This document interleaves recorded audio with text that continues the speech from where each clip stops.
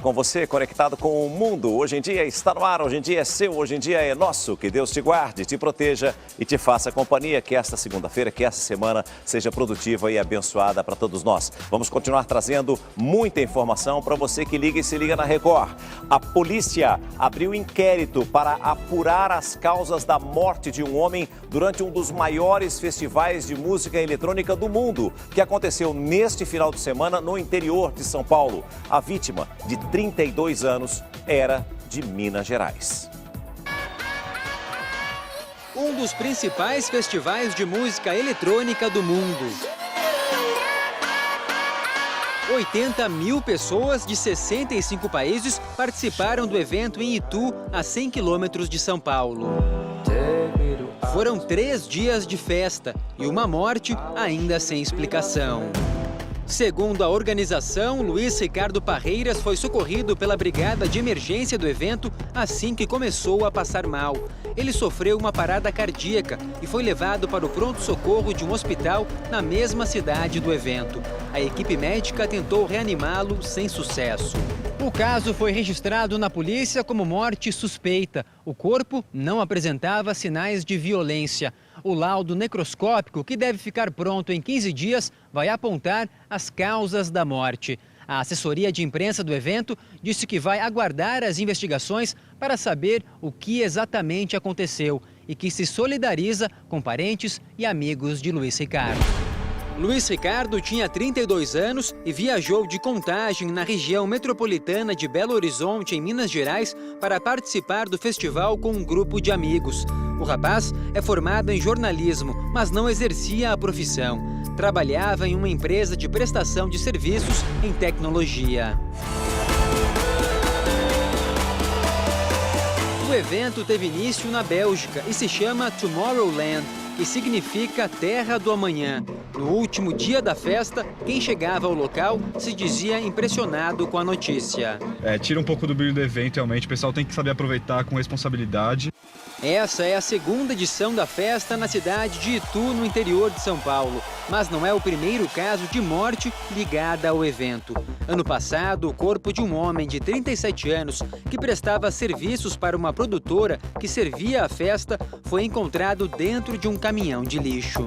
O corpo foi descoberto por garis que recolhiam caçambas espalhadas pela cidade. As imagens da câmera de um supermercado mostram o momento em que os garis percebem algo errado. Um deles avisa o motorista que desce e nota a existência do corpo. Segundo a Polícia Civil, Domingos Correia Soares teve traumatismo craniano em decorrência de uma pancada. Ele foi identificado por uma pulseira no braço que permitia o acesso de trabalhadores ao evento. As investigações apontaram que a morte aconteceu fora da festa e que Domingos tinha 2 passagens por delegacias de Campinas e já havia sido preso por roubo. Agora, a polícia trabalha para entender o que pode ter levado Luiz Ricardo à morte. Ainda em decorrência a esse evento, 12 pessoas ficaram feridas no capotamento de uma van na rodovia Valdomiro Correia de Camargo, em Itu. 3 estão em estado grave. O veículo levava funcionários terceirizados no festival de música eletrônica que aconteceu na região. O acidente foi ontem à tarde. 14 pessoas estavam na van. A suspeita é que o motorista tenha perdido o controle após o estouro de um pneu. Em nota, a assessoria do Tomorrowland informou que os trabalhadores seguiam para São Paulo e que a empresa de eventos está prestando todo o apoio necessário aos envolvidos no acidente.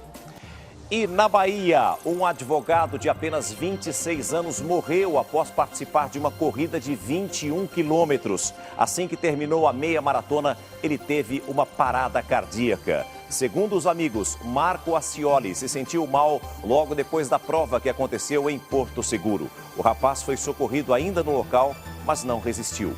Os familiares disseram que Marcos fez vários exames antes da corrida e que tudo estava bem. O advogado gostava de praticar exercícios físicos. Pânico em um shopping em São Paulo. 2 pessoas foram mantidas reféns por um homem que trabalha como segurança particular. De acordo com testemunhas, antes de se entregar à polícia, ele atirou 5 vezes.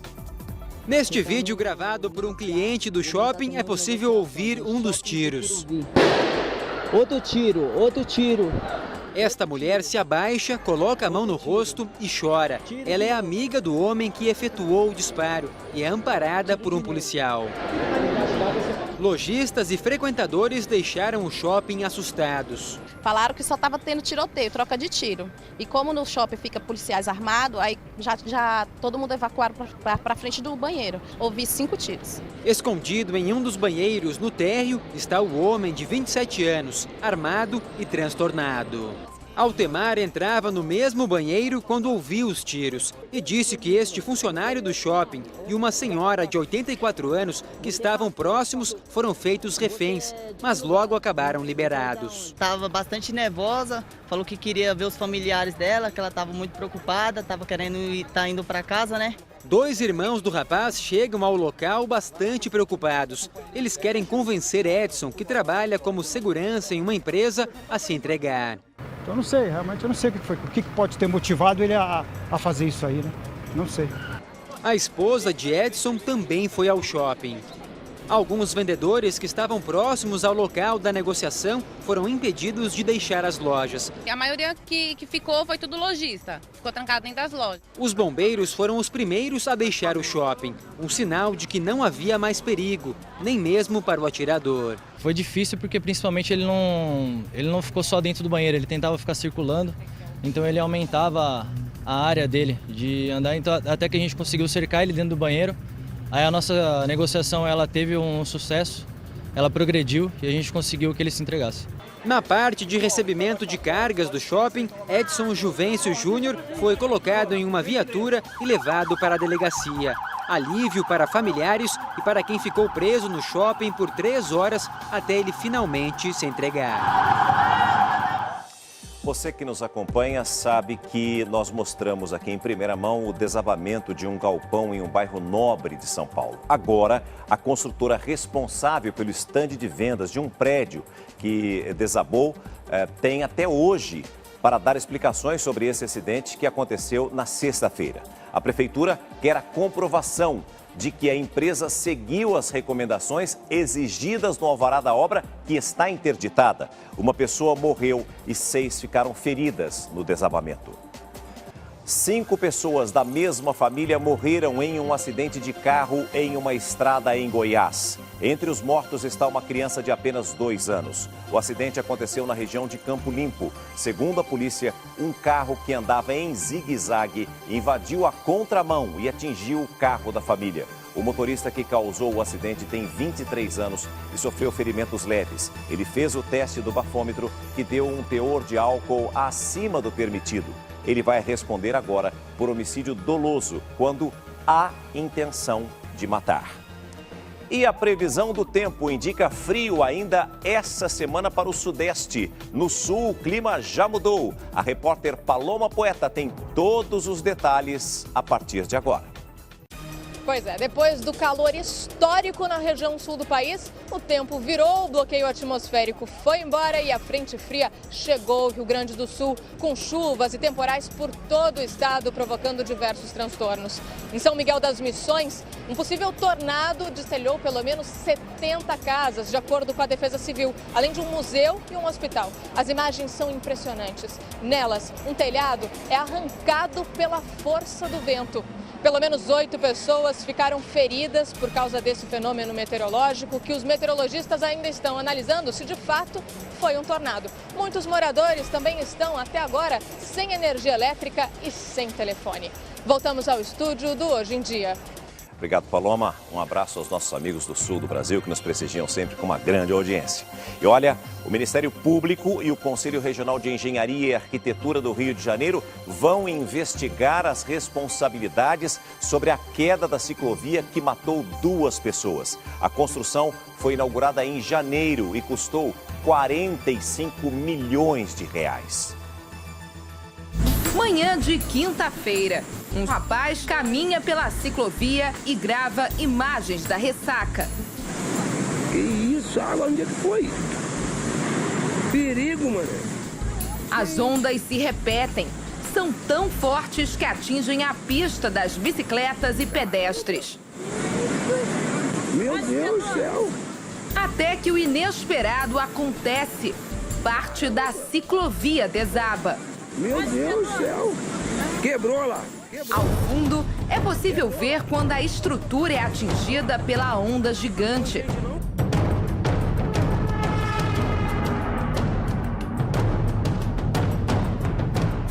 E a surpresa do rapaz quando viu que a ciclovia desmoronou entre as pedras. Quebrou, Tana. Quebrou lá. A onda jogou aqui. Olha lá. Não caiu gente não, cara. Silvano foi quem fez as imagens. Ele caminhava com a esposa e parou para filmar as ondas. Fiquei assustado.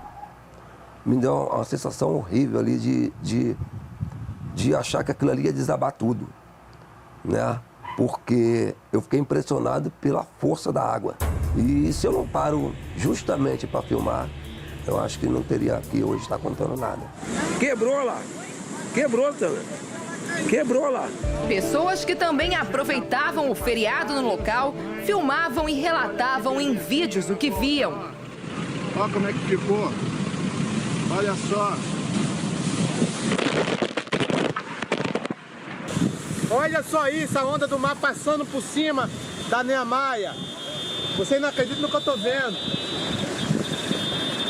Nunca vi isso. Primeira vez, olha o chão aí. Até então, ninguém sabe a dimensão do acidente. Mas este homem viu tudo de perto. A onda veio, comprimiu na paredão e jogou a ciclovia pro alto. Foi que nem um isopor, pegou e tirou lá fora da coisa e jogou lá embaixo. As pessoas que caíram junto com ela, a onda, quando a água retornou, arrastou eles para dentro do mar. O que ele viu pode ser confirmado nesta imagem. A câmera de um ônibus mostra duas bicicletas que circulam na via. Mais à frente, há duas pessoas e o momento em que a onda atinge a ciclovia. Veja de novo como as pessoas desaparecem no meio da espuma das ondas. Logo, começaram as buscas. Homens e máquinas procuravam as vítimas no meio do mar agitado. O primeiro corpo encontrado foi do engenheiro Eduardo Marinho, de 54 anos. Ele era casado e tinha um filho de 15 anos. Eduardo costumava se exercitar na ciclovia. A outra pessoa identificada foi Severino da Silva, de 60 anos. Ele era gari e trabalhava na comunidade da Rocinha, perto dali. A ciclovia Tim Maia foi construída ao lado de uma via, a Avenida Niemeyer, que beira o mar numa área nobre da zona sul da cidade. Liga os bairros de São Conrado ao Leblon. Tem cerca de 4 quilômetros de extensão e 2,5 metros de largura. A obra foi inaugurada em janeiro deste ano e demorou 1 ano e meio para ser concluída. Faz parte de um projeto da Prefeitura do Rio de Janeiro de construir um complexo de ciclovias que ligaria as zonas sul e oeste da cidade. Só este trecho, construído sobre um costão rochoso, custou quase 45 milhões de reais. Mas o que teria causado a queda da ciclovia? As ondas atingiram a ciclovia por baixo e ela não suportou. A passarela se desprendeu da viga e tombou. O mar estava realmente muito agitado. De acordo com o Serviço de Meteorologia, um ciclone no sul do país provocou a ressaca.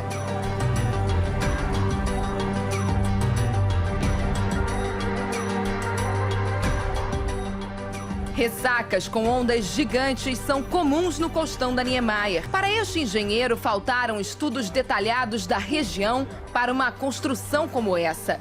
Ele afirma que existem formas de diminuir o impacto das ondas sobre a estrutura. Como é um local onde você tem uma amplificação ali da força da onda, fosse necessário que se tivesse estruturas de proteção, que é o que se faz em obras marítimas, você ter algum anteparo anterior ou outras estruturas de proteção, seria necessário que você tivesse uma estrutura muito mais robusta naquele local, inclusive com ela presa nos pilares maiores. Para o oceanógrafo David Zi, a força do mar não foi levada em conta. É possível ter uma passarela lá, uma ciclovia lá? É possível. É só fazer o dimensionamento correto. Outra coisa importante, o dimensionamento nós não podemos fazer com garantia de 100% de resistir a tudo. Furacão, ciclone, terremoto, maremoto, não. Nós temos que calcular dentro de uma razoabilidade. Mas nós devemos saber que limite de razoabilidade é esse. Porque no momento que tiver algum evento extraordinário, extremo, acima daquilo que ela foi dimensionado, interditar e não deixar as pessoas entrarem lá. Com base nas imagens, engenheiros constataram que ao longo da ciclovia, cada passarela pré-moldada tem 20 metros de comprimento e são apoiadas em 2 vigas. No trecho que desabou, a passarela só estava apoiada em apenas uma viga. A empresa responsável pela construção da ciclovia é a Concremate. A empreiteira, que teve o nome citado na Operação Lava Jato, foi fundada pelo avô de Antônio Pedro, secretário de Turismo do município do Rio de Janeiro. De 2009 para cá, o grupo multiplicou por 18 o valor de contratos com a prefeitura, recebendo mais de 450 milhões de reais. Neste período, a Concremate participou de 54 obras do município. A empresa também estreita parceria com o PMDB, partido do prefeito Eduardo Paes. E doou R$1 milhão para a campanha do governador Luiz Fernando Pezão, do mesmo partido. A Secretaria Municipal de Obras informou que até que as investigações sejam concluídas, vai reter cerca de R$5 milhões que ainda deveriam ser pagos ao consórcio pela obra da ciclovia. O prefeito do Rio falou sobre a queda da ciclovia. No dia do acidente, ele estava na Grécia, numa cerimônia olímpica. Eduardo Paes disse que as famílias das vítimas serão indenizadas e reconheceu que houve falha na fiscalização da obra. Nós vamos encontrar os responsáveis. Tem que ter responsável e esse responsável não é certamente a natureza. Um jornal carioca de grande circulação teve acesso a um relatório do Tribunal de Contas do município. O documento comprova que já havia problemas na pista. As fotos revelam trincas e depressões em trechos da ciclovia em que a pavimentação já havia sido concluída. A polícia já realizou 2 perícias aqui no local. E o laudo final, que vai apontar o que provocou a queda de parte da ciclovia, deve ficar pronto em 30 dias. Neste sábado, o local da tragédia foi cercado por tapumes. O caso vai ser investigado como homicídio culposo quando não há intenção de matar. Testemunhas já foram ouvidas e na próxima semana, os responsáveis pela obra devem prestar depoimento. O prefeito reconheceu mais uma falha. A GeoRio, que é um órgão da prefeitura, deveria ter impedido o trânsito de pessoas no local por causa da ressaca.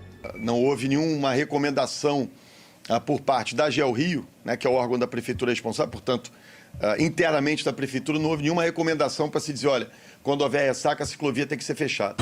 O presidente da GeoRio renunciou ao cargo. O Ministério Público quer investigar a participação de todos os envolvidos na obra da ciclovia, de engenheiros a agentes públicos. A polícia, juntamente com o Ministério Público, vai investigar do início ao fim. Daquele engenheiro que projetou, calculou, do engenheiro responsável que executou, do funcionário público municipal que autorizou todas as etapas dessa construção e deu o aceite final para essa obra.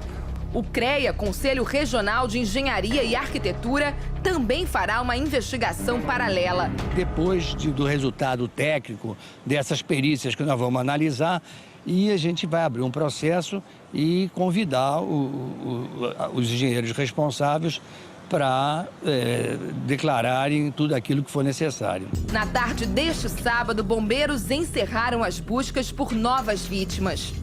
O corpo do engenheiro Eduardo Marinho foi cremado neste sábado. Já o de Ronaldo Severino foi enterrado com gritos de revolta de amigos e familiares contra a prefeitura. 45 milhões! Tirou a vida do nosso amigo. A tristeza dos cariocas. A cicatriz na beira do mar. A destruição de um símbolo do maior evento esportivo do mundo causa medo de novos acidentes. O alerta vem de quem conhece a força do mar. Precisa fazer uma vistoria, pelo menos ali na parte do costão da linha margem, em todos os pontos, que com certeza tem outros pontos também de alto risco. Já é um prenúncio que não vai ser muito legal. Mal começamos o outono, nem entrou a primeira frente fria de fato, veio a primeira ressaca, mas a frente fria ainda não entrou aqui. Nós já temos esse problema, imagina o resto. Muitos especialistas ouvidos disseram que houve realmente falha no projeto e na execução da ciclovia. Uma informação importante é que a Marinha se pronunciou oficialmente dizendo que essas ondas que derrubaram esse trecho da ciclovia não foram as mais altas nem as mais fortes dos últimos 100 anos ou 50 anos, por exemplo. Foram ondas absolutamente dentro da normalidade nesse período do ano. E agora eu faço uma pergunta. Mesmo reconstruindo esse trecho, será que os ciclistas terão coragem de continuar circulando por essa ciclovia? O Brasil já registrou este ano mais de 16.500 focos de incêndio, um aumento de 52% em relação ao mesmo período do ano passado. A quantidade de lixo na vegetação é enorme. Garrafas plásticas, pneus velhos, papéis. Tudo isso na beira de uma das rodovias mais movimentadas de São Paulo. Situação perfeita para o início de incêndio num período de seca e dias com temperaturas tão elevadas. Uma bituca de cigarro, um fundo de garrafa que possa estar refletindo a luz do sol já é o suficiente para começar o incêndio. A fumaça prejudica a visibilidade e provoca acidentes.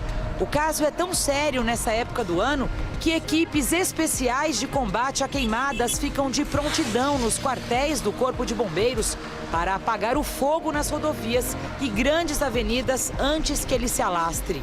No Brasil, neste ano, já são quase 16.500 focos de incêndio em matas, um aumento de 52% em comparação ao ano passado. Mato Grosso é o estado que mais sofre com o problema, com 3.760 queimadas até agora. Sorriso, no norte de Mato Grosso, ocupa a 7ª colocação no ranking de queimadas do país. Por aqui, os incêndios mais comuns são os acidentais na zona rural. No período de estiagem, que ocorre entre junho e setembro, a tendência é que a situação fique ainda mais crítica. Uma semana e mais de 100 queimadas em Bauru, no interior paulista. A cidade sofre com os focos de incêndio. Em uma das ocorrências, o Corpo de Bombeiros teve muito trabalho para conter as chamas, que se alastraram por uma área verde da cidade. A situação é considerada atípica. Em anos anteriores, o cenário começava a ficar crítico em maio. Segundo o Instituto de Pesquisas Espaciais, foram registrados 1.984 focos de incêndio no estado de São Paulo em 2015. Mas só até o dia 21 de abril deste ano, ocorreram 563 queimadas. O tempo seco e a irresponsabilidade ao usar fogo para a limpeza de terrenos são os principais fatores, de acordo com o Corpo de Bombeiros. Mais de 90% das ocorrências que a gente tem atendido são em decorrência de pessoas que vão lá e provocam o incêndio. Em Ribeirão Preto, também no interior paulista, a cena se repete. O fogo consumiu 10 hectares da vegetação nesta área pública. O caminhão-pipa de uma usina foi usado para combater as chamas. A preocupação era que o incêndio chegasse à plantação de cana-de-açúcar. Esse tipo de situação tem se repetido com frequência nos últimos dias, o que deixa o ar ainda mais seco. Ribeirão Preto entrou em estado de atenção. A umidade do ar chegou a 23%, a mais baixa do ano registrada até agora. A suspeita é que o incêndio tenha começado nesse depósito clandestino de lixo. A fumaça tóxica é um perigo para a saúde e para o meio ambiente. E o fim de semana foi de trabalho para os bombeiros que tiveram que combater 2 incêndios em São Paulo. Um deles foi em um restaurante e o outro ao lado do Sambódromo. O fogo se espalhou muito rápido. Nesta imagem dá para ver o poder das chamas. Dezenas de carros alegóricos foram atingidos pelo incêndio. Os bombeiros chegaram rápido.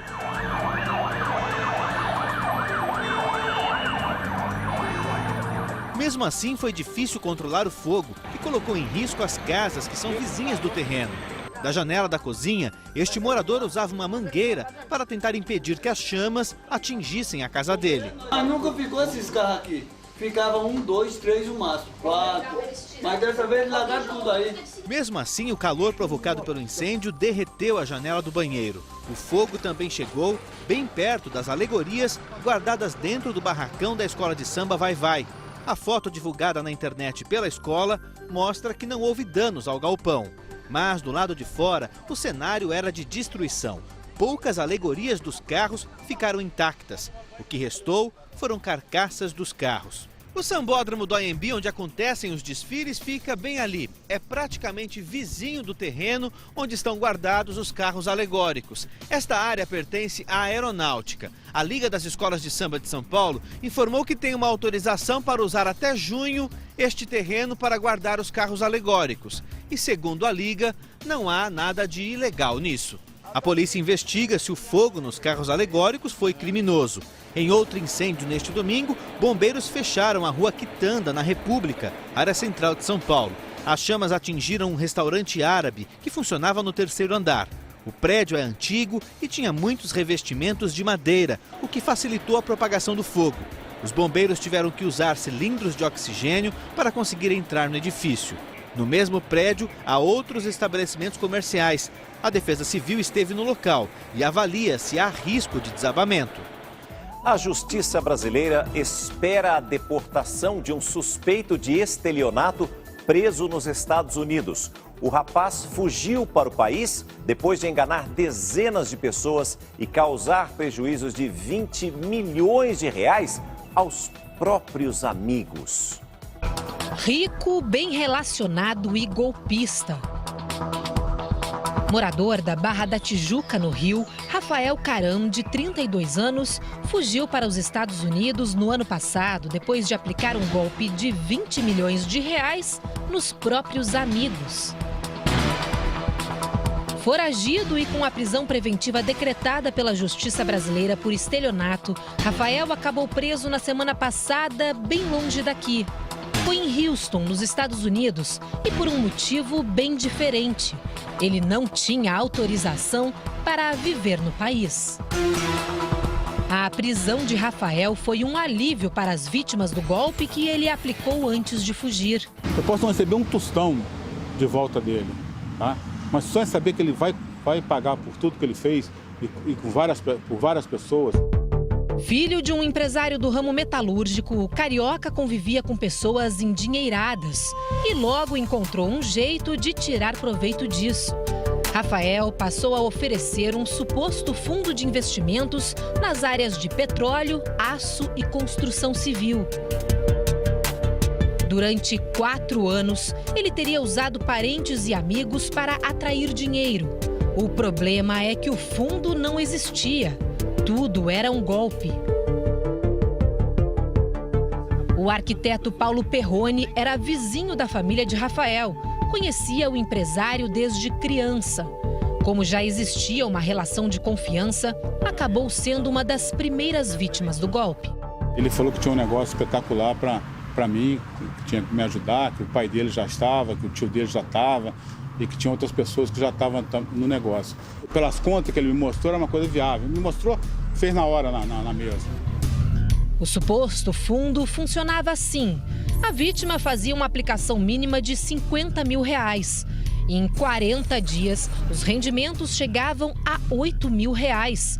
Um lucro de 16%. 22 vezes mais do que o mesmo valor investido na poupança, onde o lucro seria de 350 reais. Aplicações fictícias. Rafael pegava o dinheiro de uma vítima e pagava a outra. Lucro de mais, desconfiança de menos. O economista alerta: não existe dinheiro fácil no mercado financeiro. Deve-se desconfiar quando o milagre é muito grande, ou seja, não existe possibilidade de você ter ganhos tão gigantescos com baixo risco. Então, efetivamente, as pessoas que foram enganadas, elas foram passadas para trás, mas, num certo sentido, foram inocentes. E foram muitas as vítimas. Paulo lembra bem. Envolveu muita gente, e todo mundo acreditando por ser amigo, entendeu? Eu entrei em novembro de 2013 e comecei a receber o que ele tinha prometido. Aí ele começou a me ligar pedindo mais dinheiro, porque o cara tinha aberto mais cotas, tinha fechado mais contrato e que estava abrindo as cotas pra gente. Aí eu não tinha dinheiro. Comecei a pegar dinheiro, prestar. Aí chegou uma hora que acabou. Um amigo de Paulo ficou interessado. O piloto de helicóptero José Mauro Antero também conhecia Rafael há muito tempo. Meu prejuízo foi de R$100 mil exatos, uma vez que eu entrei nessas aplicações supostas já no final do negócio que ele estava fazendo. O arquiteto ainda acusa Rafael de outros golpes. Ele pegou uma vez o meu cartão para comprar uma coisinha simples, ele tirou xerox, depois veio uma compra enorme de 460 mil, ele me ofereceu um trabalho que era o trabalho dos deuses, que era fazer provas em restaurantes nos Estados Unidos por uma empresa teoricamente americana que estava montando um escritório aqui. O primeiro eu fui, com o meu dinheiro, ele falou que eu não podia levar minha esposa, levei minha esposa, paguei o hotel, a passagem, fui nos restaurantes caríssimos e nunca vi o dinheiro reembolsado. O prejuízo de Paulo foi bem maior. Somando tudo que eu falei, que não foi só esse golpe, foi mais meu cartão, foi mais o golpe do restaurante, entendeu? Então, somando isso tudo, foi bem mais de R$400 mil. Depois que a fraude foi descoberta, 38 vítimas vieram até a delegacia para denunciar o Rafael Caram. Mas a polícia acredita que o número de pessoas que caíram nesse golpe seja ainda maior. Agora, com a prisão do empresário nos Estados Unidos, as vítimas esperam que ele seja deportado e que acerte as contas com a justiça brasileira. Quando foi denunciado, Rafael já estava longe, morando em Orlando, no sul dos Estados Unidos. Na Flórida, o golpista chegou a abrir uma empresa com o pai, a Esfera Investimentos. Ele também aparecia como sócio deste restaurante em Orlando. Ele abriu vários negócios lá nos Estados Unidos. Abriu restaurante, abriu empresa e soube que ele tentou dar esse mesmo golpe nos Estados Unidos, em brasileiro lá nos Estados Unidos. Em uma conversa por mensagem de voz, Rafael contou a um amigo que teria convencido uma das vítimas de que estava sem dinheiro. Mostrei que as empresas que ele achava que eu tinha era loucura. Então, ele até ficou de retirar o depoimento dele, entendeu? De falar, mudar pelo menos o depoimento dele, entendeu? Para conseguir um visto de permanência americano, ele praticou mais um crime, o de bigamia. Rafael casou em Orlando com Lidiane Santos Melo em 24 de março do ano passado. Mas, na época, ainda não tinha se divorciado da ex-mulher Márcia Regina Lopes Caram, no Brasil. O divórcio só saiu quase um mês depois, em 22 de abril de 2015. Quando soube do passado de Rafael, a esposa americana pediu a anulação do casamento. Este advogado, especialista em direito internacional, explica que bigamia também é considerado crime nos Estados Unidos. Isso pode ser, sim, apurado pelas autoridades americanas, chegando isso ao conhecimento, lá do equivalente ao Ministério Público, ele pode ser processado por isso. Ele também pode ser processado por ter casado com essa moça só para conseguir o green card? Sem dúvida, também é um crime federal nos Estados Unidos a fraude no casamento para obter a permanência definitiva. Com o casamento desfeito e com a acusação de estelionato no Brasil, Rafael decidiu fugir novamente. Em conversa com um amigo, escreveu: "Orlando para mim já era, por um bom tempo." Na mesma conversa, ele disse que agora tinha que buscar novas paradas em Houston. E foi exatamente nesta outra cidade americana que Rafael foi preso e levado para este centro de detenção. Na página do Departamento Americano de Imigração, aparece o nome de Rafael e o status de detento. A troca de informações entre a Polícia Civil do Rio de Janeiro e as autoridades americanas foi fundamental para o desfecho do caso. Se o processo de deportação correr normalmente, dentro de 90 dias, o empresário deve desembarcar aqui no Aeroporto Internacional do Galeão, no Rio de Janeiro. Por conta do mandado de prisão já expedido, Rafael Caram deve ser detido logo na chegada. Por serem diversas vítimas, diversos fatos, ele vai responder, salvo engano, por 38 crimes de estelionato. A deportação de Rafael Caram para o Brasil é aguardada com ansiedade pelas vítimas. Aí, certamente, ele será julgado por esses crimes, todos que cometeu. Para quem investiu tudo que tinha, ficou a lição. É lógico que não existe lucro fácil, tá? Não existe dinheiro fácil. Mas a história que ele contou, pelo menos para mim, era uma coisa viável. E eu sempre falava assim, cara, você tá... Não, tio, pode deixar, nunca vou fazer isso com você, pô. Eu considero você como um pai. A história toda. Então, a mente do cara, ele é mente doentia. Então, como agir diante de uma proposta tão atraente? O economista alerta. Todas as vezes que, comparativamente, ganhos tão ambiciosos, tão grandes, comparados com os dos bancos, são ofertados, a pessoa, antes de confirmar o investimento, ela deve se certificar quanto à lealdade, quanto à autenticidade, quanto à validade jurídica daquele investimento que ela está prestes a fazer. E depois do feriadão, a segunda-feira começa com expectativa em Brasília. Está marcado para hoje o início dos trabalhos na Comissão Especial do Senado, que vai analisar o pedido de impeachment da presidente Dilma Rousseff. O repórter Alessandro Saturno tem as informações direto da capital federal. Com a eleição do presidente e do relator, amanhã começa a contar o prazo de 10 dias úteis para a votação do parecer sobre o impeachment. Se a maioria simples optar pela continuidade do processo, automaticamente a presidente Dilma Rousseff será afastada por 180 dias. Essa é uma votação que deve ocorrer entre os dias 11 e 12 de maio. Enquanto isso, o vice Michel Temer já demonstra estar se preparando.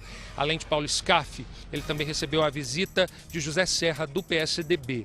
Os tucanos hesitam em assumir qualquer cargo no governo neste momento, mas já é certo que José Serra vai assumir algum ministério. Temer também conversou com o ex-ministro Gilberto Kassab e com o ex-presidente do Banco Central, Henrique Meirelles, que é cotado para assumir o Ministério da Fazenda. Voltamos ao estúdio do Hoje em Dia. Obrigado pelas informações, Saturno. Infelizmente, mais de 10 milhões de brasileiros estão desempregados. Para fugir da crise, muita gente tem comprado e revendido produtos de uma das regiões mais movimentadas do país. Em plena recessão, o maior centro de comércio popular da América Latina tem ficado assim, sempre cheio. Vai mais ainda não? Vai sim. Mas cabe? Não sei como eu vou carregar, mas vou levar sim. Você consegue comprar muito mais do que você comprar no shopping, em lojas. Aqui você compra em abundância, né? Você compra muita coisa. E atrai consumidores de todo o país. Brasília. Blumenau, Santa Catarina. Caixas lotados, clientes com muitas sacolas, todos gastando em época de crise. Mas foi justamente ela que ajudou a movimentar as lojas. O desemprego empurrou muitas pessoas para o comércio, gente que passou a revender produtos para garantir o sustento. Pessoal da família mesmo, os empregados falaram, eu vou virar sacoleiro, né? E aí vem aqui no 25, no Brás, em Santa Efigênia, compra algumas coisas para revender lá na nossa cidade lá. Tá dando certo? Tá dando certo, graças a Deus, compensa bastante. Segundo o Ministério do Trabalho, este foi o pior mês de março dos últimos 25 anos. 118 mil vagas com carteira assinada foram fechadas. E de acordo com o IBGE, já são cerca de 10 milhões de desempregados, 3 milhões a mais que no início do ano passado. Para muitos deles, a Rua 25 de Março tem sido o destino na hora de comprar ferramentas e mercadorias para trabalhos manuais. Esse público tem crescido, né? Ele tem crescido em função de tentar ajudar num complemento de renda, né? Produzindo algum artesanato para revender na cidade ou no bairro das nossas clientes, com isso gerando essa renda adicional. Adriano decidiu ajudar a irmã que entrou para a estatística do desemprego. Ele raspou as economias e abriu uma loja em Vinhedo, no interior de São Paulo, para ela tomar conta. Mas é aqui na capital paulista que ele abastece o estoque com produtos eletrônicos. Tá valendo a pena, cara. Dá para tirar um salarinho. Outro salário extra por fora aí, né? Bom. O brasileiro é trabalhador e é criativo, sem dúvida nenhuma. Já está sendo testado o avião movido a energia solar. O Solaris 2 aterrissou na Califórnia neste fim de semana depois de atravessar o Oceano Pacífico. A viagem durou 3 dias e 3 noites, utilizando apenas energia solar. O avião ecologicamente correto foi construído na Suíça e ainda deve percorrer vários países. A ideia é conscientizar governos do mundo inteiro a optar por soluções tecnológicas que permitam preservar o meio ambiente. E subiu para 654 o número de mortos nos terremotos que atingiram a costa noroeste do Equador. Os trabalhos de resgates não param. 130 pessoas ainda estão desaparecidas e 12 mil ficaram feridas. O presidente do país, Rafael Correa, decretou 8 dias de luto. Doações de outros países chegam a todo momento. E neste final de semana, a França enviou 30 militares e 21 toneladas de suplementos. O pijama e o roupão que o príncipe George usou no encontro com o presidente americano Barack Obama viraram febre na Inglaterra. O pequeno George apareceu de surpresa durante o encontro do pai, o príncipe William, com o presidente americano em Londres. A roupinha que o menino usava fez tanto sucesso que rapidamente se esgotou nas lojas da Grã-Bretanha. O pequeno agradeceu um cavalo de pau que Obama enviou de presente quando ele nasceu. A visita de Obama e Michelle à família real britânica faz parte da agenda do presidente pela Europa e deve ser a última de Barack Obama como presidente norte-americano. E a atriz americana Jane Fonda tirou de letra um momento bem constrangedor em um evento. Jane Fonda quebrou o dente da frente ao comer lagosta durante um jantar em Portugal. A atriz de 78 anos riu como você, Tiziane Pinheiro, da situação e ainda compartilhou a foto na internet com a seguinte legenda: queria mandar vir uma capa de dente dos Estados Unidos, mas eles não exportam. Gostou, Tici? Adorei, gente, mas ela tem que processar a lagosta. Tem que processar a lagosta. Gente, não. Que absurdo isso. Eu ia morrer de vergonha.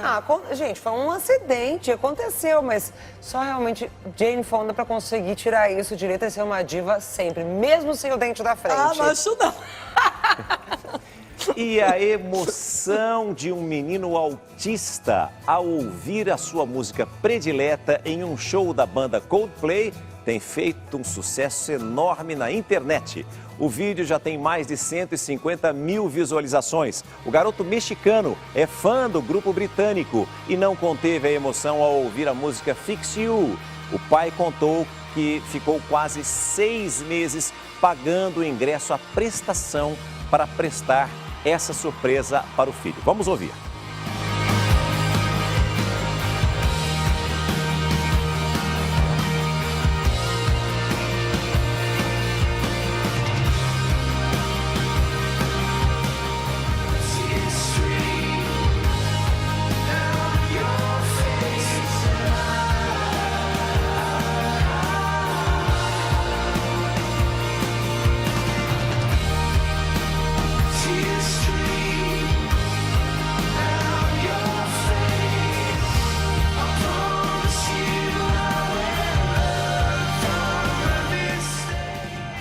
Emocionante, não é? Emocionante, sem dúvida. Valeu cada centavo pago pelo pai e que bom que ele pôde compartilhar isso com o mundo todo. Lindo demais. Parabéns. E agora um alerta, porque a polícia ainda procura os assaltantes que se disfarçaram de policiais federais e invadiram um prédio de luxo em São Paulo. O local tinha sido alvo da Operação Lava Jato. O crime é um alerta, preste atenção, você que mora em edifício. As falhas na segurança de condomínios. Preste atenção. Um prédio de alto padrão, cercado por um forte esquema de segurança. Portaria blindada capaz de suportar tiros de fuzil AR-15. Que se tornou o cenário de um assalto difícil de acreditar. Madrugada de quinta-feira, 14 de abril. 10 homens fortemente armados chegaram aqui no prédio por volta de 5h30 da manhã. Todos eles usavam roupas pretas, coletes à prova de balas e se diziam policiais federais. Segundo testemunhas, eles teriam apresentado ao porteiro um documento que seria um mandado de busca e disseram que iam fazer uma operação sigilosa. Disseram que tinham um mandado de prisão a ser cumprido no prédio. O porteiro declarou na polícia que tentou dificultar a entrada deles, mas foi ameaçado de prisão por obstrução da justiça. Intimidado, o porteiro liberou a entrada dos falsos policiais. Foi nessa hora que eles anunciaram o assalto. Essas são as únicas imagens da quadrilha em ação. Elas foram registradas pelas câmeras de monitoramento de um prédio vizinho. O dia ainda amanhece quando um carro preto para em frente ao prédio. Parte dos criminosos desce.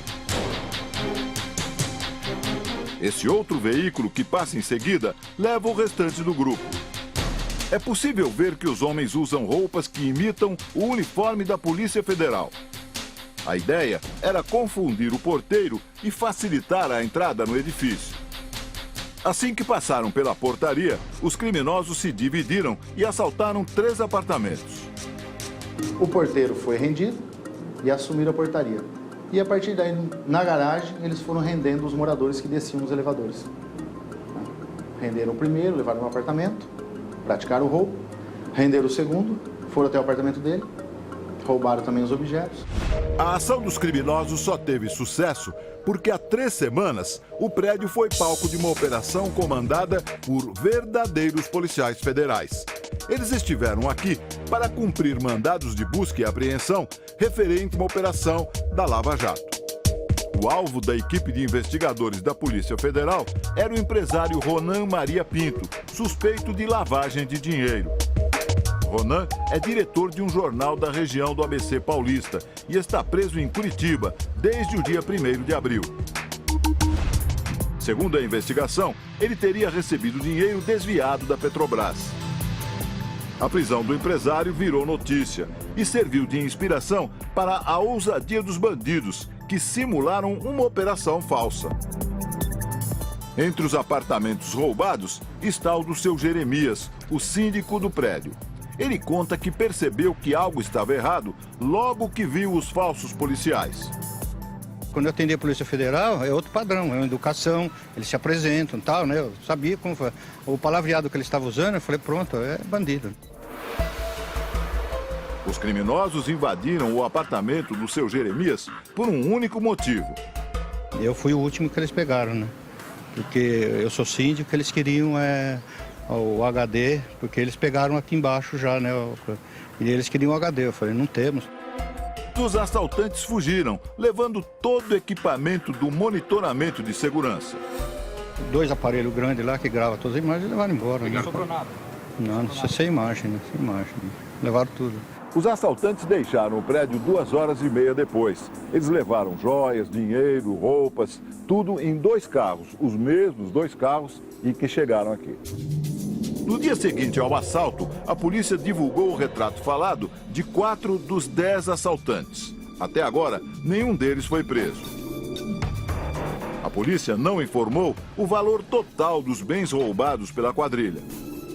Infelizmente, uma bobeada. Mas onde a segurança falhou, será que é possível proteger um condomínio de crimes como esse? O porteiro não é um abridor de portas. Ele é o agente de segurança de todas as famílias que que estão morando nesse condomínio. O porteiro não abre qualquer que seja o policial.